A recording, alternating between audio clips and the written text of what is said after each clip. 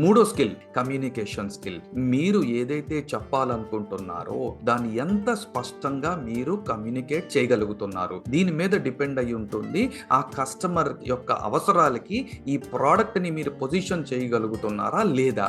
Communication skill అంటే మీకు ఆ ప్రోడక్ట్ గురించి తెలిసిన 100 ఫీచర్స్ చెప్పేయడం కాదండి. ఆ ప్రోడక్ట్ ఫీచర్స్ లో అసలు ఈ క్లయింట్ దేని గురించి ఆలోచిస్తున్నాడు, ఇతని యొక్క అవసరాలు ఏంటి, ఆ అవసరాలకి నేను ఎంతవరకు చెప్పాలి, అంతవరకు ఈ 4 ఫీచర్స్ చెప్పి అప్పుడు మళ్ళీ ఇంకేమైనా అవసరాలు ఉన్నాయా అనేటటువంటి ఒక కన్సల్టేటివ్ అప్రోచ్ తో మీరు వెళ్తే మీరు పర్ఫెక్ట్ కమ్యూనికేషన్ స్కిల్స్ ని అలా డెవలప్ చేసుకుంటే 2-వే కమ్యూనికేషన్ నడుస్తుంది. కాబట్టి ఇప్పుడు ఆ కస్టమర్ మీతో ఇంకా కనెక్ట్ అవుతాడు, మీ మీద ఇంకా ట్రస్ట్ బిల్డ్ అవుతుంది. కస్టమర్ కి మోస్ట్ ఇంపార్టెంట్ వాల్యూ ప్రోడక్ట్ లో కాదండి, సేల్స్ ఏజెంట్ తో గానీ, సేల్స్ లీడర్ తో గానీ, బిల్డర్ తో గానీ, డెవలపర్ తో గానీ జరిగేటటువంటి కాన్వర్జేషన్ లో జరుగుతుంది రియల్ ఎస్టేట్ లో.